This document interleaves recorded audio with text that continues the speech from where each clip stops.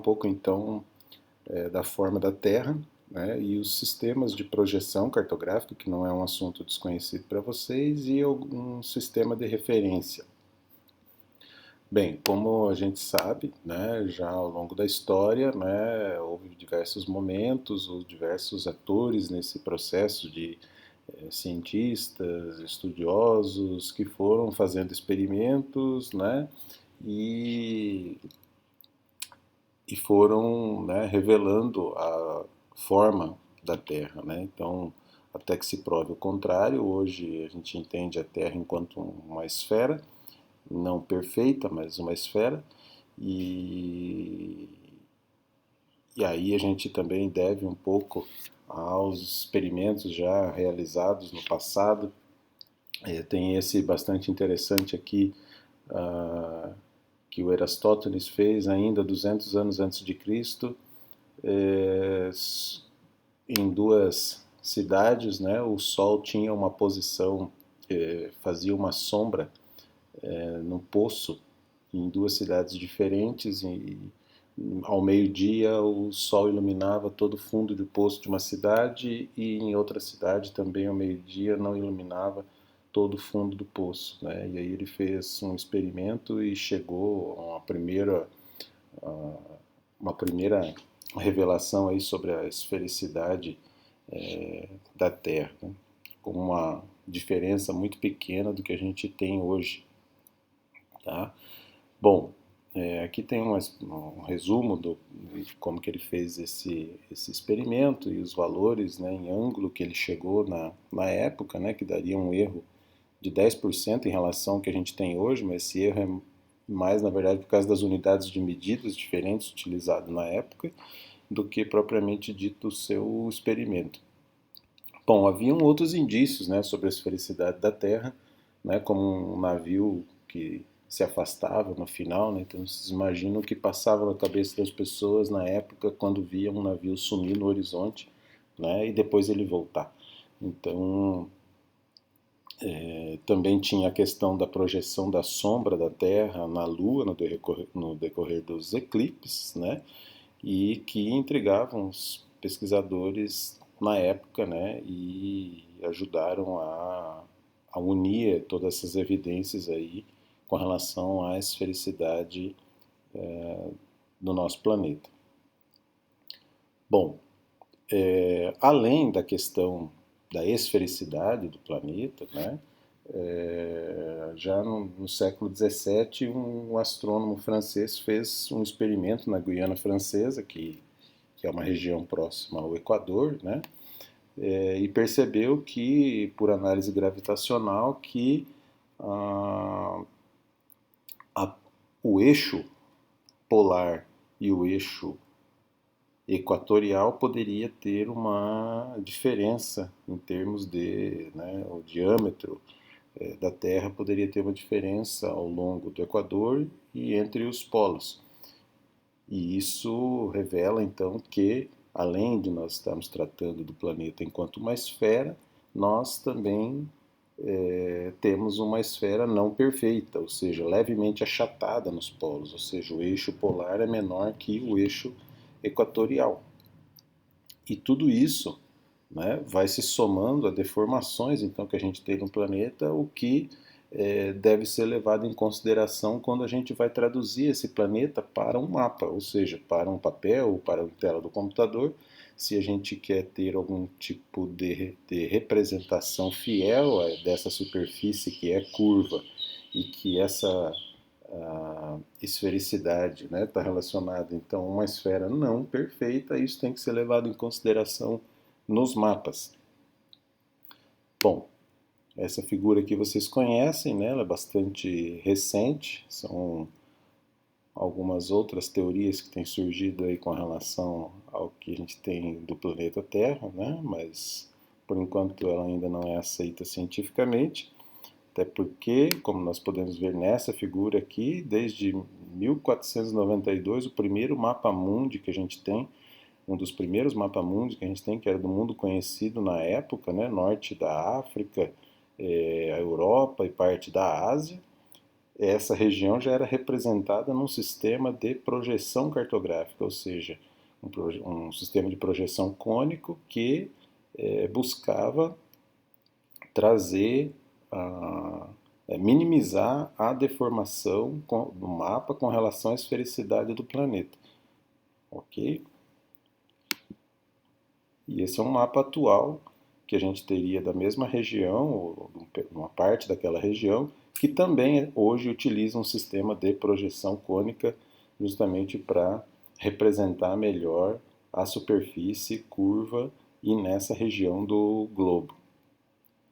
Então, com isso, desde lá daquela época, né, foram surgindo então os sistemas de projeções cartográficas, o uso de uma superfície auxiliar plana, né, o que seria uma superfície auxiliar plana, seria uma superfície que pode ficar plana, mas que tenta representar a superfície curva, ok? Então, considerando que a superfície da Terra é curva, a gente faz os mapas em planos, seja no computador, ou seja no papel, ok? Então, quem são essas superfícies auxiliares? São a superfície cilíndrica, que pode envolver o planeta e ser aberta e tornar um plano, a superfície cônica, que também pode ser aberta e formar um plano, ou a superfície plana, né, já por natureza. Bem, todas essas superfícies, elas, ao representar então a esfericidade da Terra, elas podem trazer consigo alguns problemas, ou relacionado à distorção de áreas, ou relacionado a distorções lineares, okay? A distorções angulares e a distorções rotacionais, ou até mesmo de ponto para linha, ou de linha para ponto. Isso está relacionado então ao fato da superfície do planeta ser esférica, e quando a gente utiliza algum tipo de projeção, essas projeções podem carregar, não que elas carreguem tudo isso daqui, mas elas podem carregar isso. Por isso a gente sempre fala que o mapa ele não é 100% fiel à superfície do planeta. Ele tenta representá-lo da melhor forma, mas ela sempre pode carregar algum tipo de distorção, porque nós estamos falando de uma superfície curva que agora nós estamos mostrando em um plano. Esse aqui é basicamente o conceito das projeções cartográficas, né? E essas superfícies, então, são as superfícies cilíndricas, cônicas ou azimutais, ou as planas. Então, a partir do momento que a gente tem o planeta esférico, a gente utiliza, então, uma dessas superfícies para projetar aquilo que a gente tem na superfície esférica na superfície plana. Essa é a ideia das projeções cartográficas. E aí, esses são os tipos principais de projeções. Então, a gente tem as projeções planas, que pode ser polar quando ela for tangente ao polo terrestre, a um dos dois polos. A projeção plana equatorial, quando ela é tangente ao Equador. E a oblíqua, quando essa tangência é em outra posição, de modo que o eixo aqui do plano seja oblíquo ao eixo da Terra. E as projeções cônicas ou cilíndricas, também da mesma forma. Normal, quando a gente tem o eixo do cone ou o eixo do cilindro paralelo ao eixo da Terra. Transversa, quando o eixo do cilindro ou o eixo do cone ele for transverso ao eixo da Terra. E oblíqua, quando esse eixo do cilindro ou o eixo do cone for oblíquo ao eixo da Terra. Bom, o que vai depender dessas posições aqui? Vai depender de qual posição do planeta eu quero representar nessa superfície auxiliar. Se eu quero fazer um mapa do Polo Norte, de uma região que está próxima ao Polo Norte, talvez o melhor sistema de projeção a utilizar seja esse. Se eu quero fazer um mapa da região do Equador, talvez o melhor sistema de projeção seja um dos três, mas que a tangência ou secância dessa superfície auxiliar esteja junto ao Equador. Então, as menores deformações estão na superfície, na parte da superfície auxiliar em que está próximo à região de secância ou de tangência. Então, por exemplo, essa cilíndrica normal aqui. Qual é a região da superfície desse cilindro, na hora que eu abrir na forma de um mapa aqui, qual é a região dele que vai ter menor deformação? Essa região que está próxima ao Equador, porque é onde está a tangência, certo? Um mapa da região polar aqui, ó, se eu usar esse sistema de projeção, ele vai ser mais deformado, porque ele está longe da região de secância. Já nós vamos ver um exemplo disso aí. Bom, as projeções podem, então, ter as suas propriedades conforme a conformidade ou ortomorfismo, que conserva os ângulos das superfícies, equivalência, porque conserva as áreas, ou equidistância, porque conserva o comprimento, ou afilática, que não conservam, né, nenhuma das propriedades. Então, quando a gente fala em projeção também, a gente está falando em relação à posição do ponto de vista, né? Então, tanto a cilíndrica como a cônica ou a plana, ela vai ser gnomônica quando esse ponto de vista é no centro da Terra, estereográfica quando ela é do lado oposto àquele a ser projetado, ou ortográfica quando ela é no infinito, ok? Aqui uma outra figura que representaria isso como se a gente fosse fazendo a forma de sombra, né? As diferentes posições aí, gnomônica, estereográfica e ortográfica. Bom, depois nos slides vocês podem ver algumas figuras de exemplo, né? Projeção cônica, as projeções planas. Como eu falei, sempre que a gente for trabalhar num sistema de projeção, num software de geoprocessamento, por exemplo, sempre ele vai pedir qual sistema de projeção, porque o que a gente está vendo na tela está apoiado num sistema de projeção. Então, aqui as projeções cilíndricas, e aqui a gente tem um exemplo bem claro, como a gente estava dizendo, a projeção cilíndrica normal, que é o eixo do cilindro paralelo ao eixo da Terra, a gente tem a zona de tangência mais próxima ao Equador. Então, a região equatorial é a que tem a menor deformação, é a mais que mantém melhor as formas daquilo que está na esfera do globo, certo? Aquilo que está mais na região dos polos é mais deformado.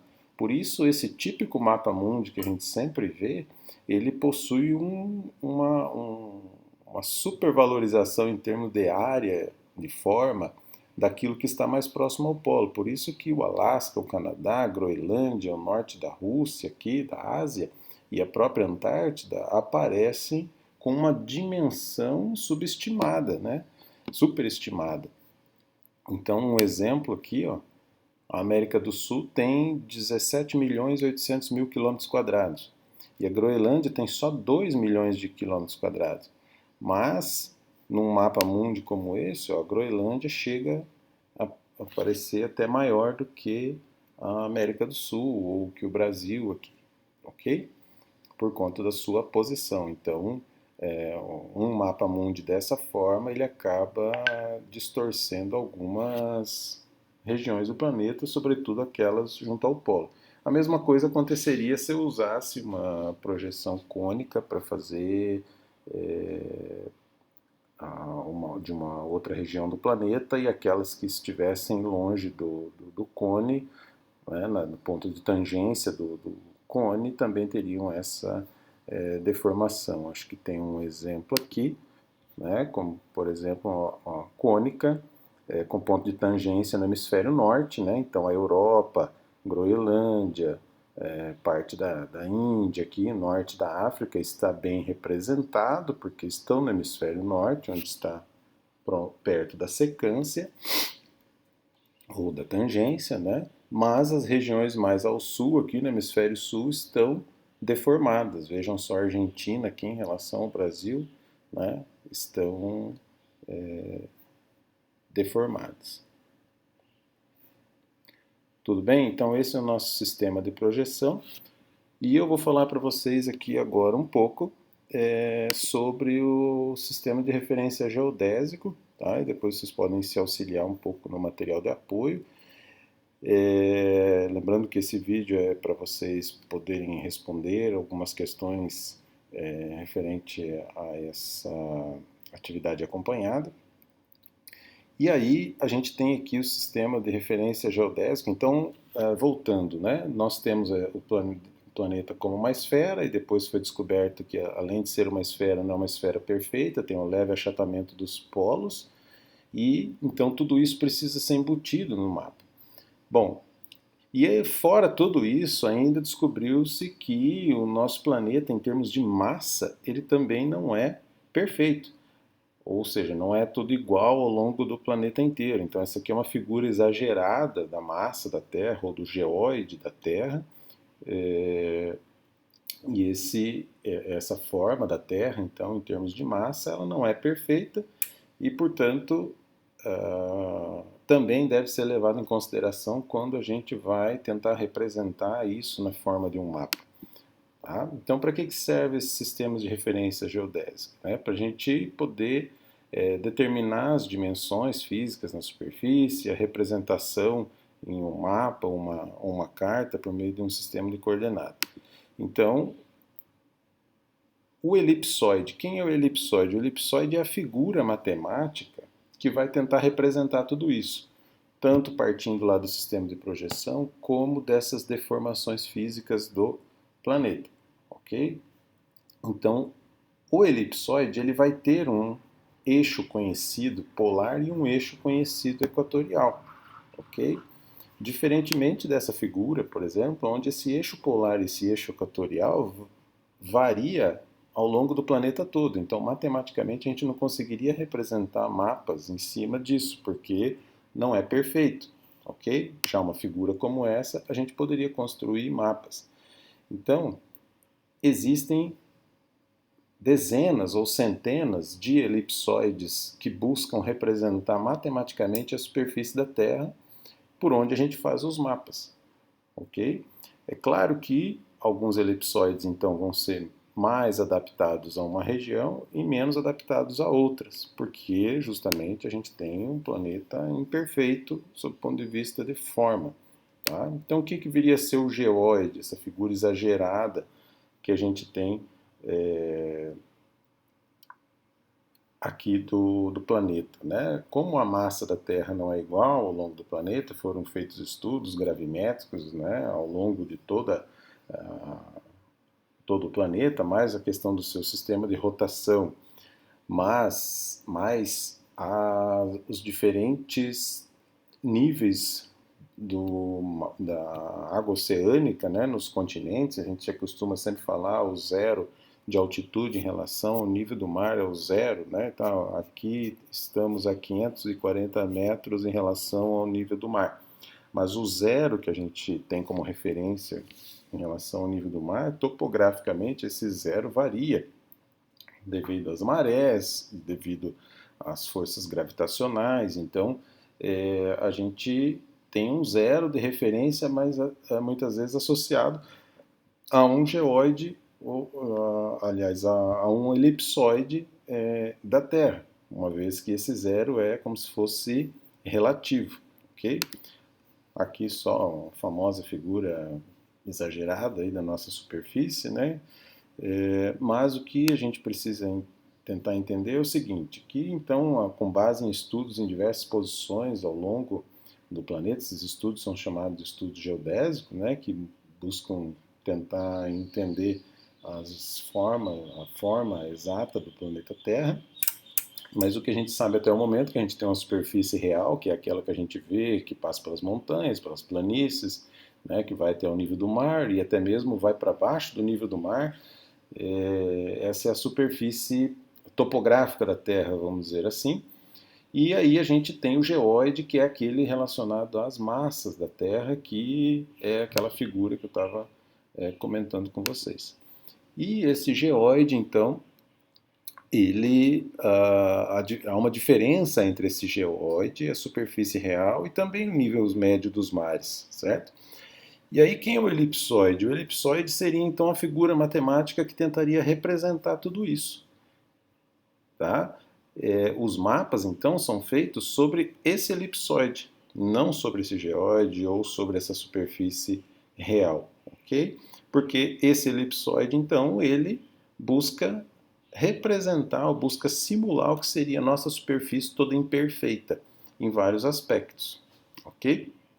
E aí existe uma dezena de elipsoides, porque para algumas regiões, uns se aplicam, outros não. Então, conforme os dados coletados em campo de cada região, a gente tem elipsoides em diferentes regiões do planeta, aplicáveis a diferentes regiões do planeta.